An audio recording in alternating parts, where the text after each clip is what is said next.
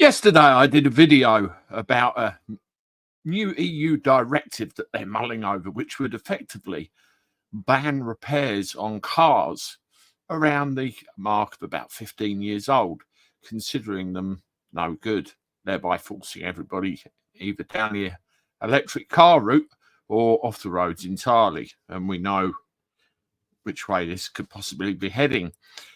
Quite a lot of attention that video got, well over 100,000 views at time of recording. And I wanted to go through some of your comments. So here we go. But before I do, can I ask everybody to check your subscription status for this channel? Make sure you are subscribed, because sometimes I see some weird fluctuations and it looks like the algorithm is playing silly buggers once again. Thank you very much. Let's have a look at this. Okay, so first comment, Far Side 110573. How is scrapping a perfectly serviceable vehicle in any way beneficial to the environment? We need to scrap the EU. I totally agree with that comment. Well, the serviceable vehicle part, let's concentrate on. We don't want to start an argument about the advantages of Brexit, do we? You know, there are many cars out there still on the road that are perfectly serviceable, nothing wrong with them, and they're going, and they are going to break every now and again like any car. So why bring this in unless there's some ulterior motive behind it, like getting rid of them? Anyway, the next one, you got some replies to this here. Okay, 3KDN. I wonder what this tyrannical EU policy regarding classic cars or motorcycles in general, the effect on people's mental health, removing the ability to have the freedom to own a car, will be devastating. Once again, why are we allowing this to take place? If anyone is under the delusion that the AA or RAC will be the defenders of our right to own a car of our choice, they're sadly mistaken. Stand up, people. Make yourself heard. Loads there again. Peter Fletcher. The greenest thing you can do with regard to motor vehicles is to keep old vehicles going. Exactly. And the price is being pushed up on these things as well all the time. As I said in the original video yesterday, I had a discussion about what to do with mine when it gets to the point it'd be uneconomical to keep it going in its current form. New engine, new car. It's 8 years old now, so not quite there yet. Okay, next comment. We have, they do not want you owning your own vehicle. This is just another stab in the heart of the working man. That's Rogue 2079. Feels like it, doesn't it? The economic knock-on effect of removing a vast proportion of vehicles off the roads will be devastating. Private garages, motor spare retailers, body shops, the list is endless.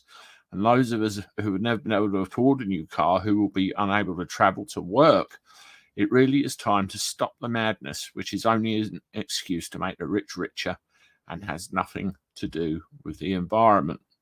Absolutely. You know, you're all seeing this for what it is. Mark Anthony, it's a ridiculous directive, in my opinion. So anyone wanting to buy an old classic car that needs restoring would be banned from doing so. Absolutely insanity. You know, this is it. The whole insanity of the thing, isn't it? And how many classics are there? My stepfather, when he was alive, had a Triumph Stag, red one. Oh God, that thing purred when it started. Absolutely loved it. And it was in good condition. What happened if that needed something doing to it? And there's a fair bit of value in certain classics as well, isn't there?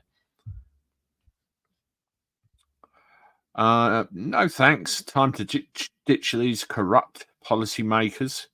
That's Norfolk Partisan 5767.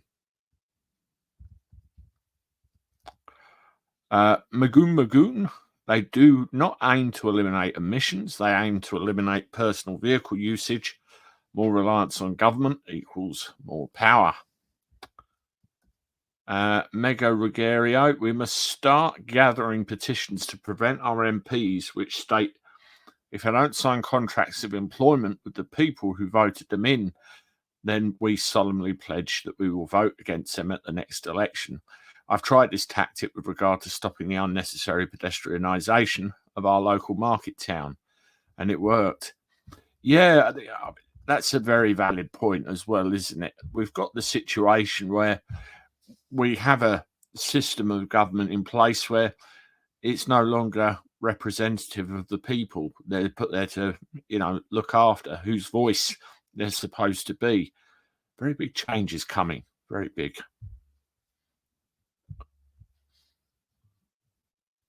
Les Mabry, 793. Motorcycle Action Group have been fighting for some time the right to repair against a backdrop of ever-increasing regulations directed at making motorcycle repairs illegal.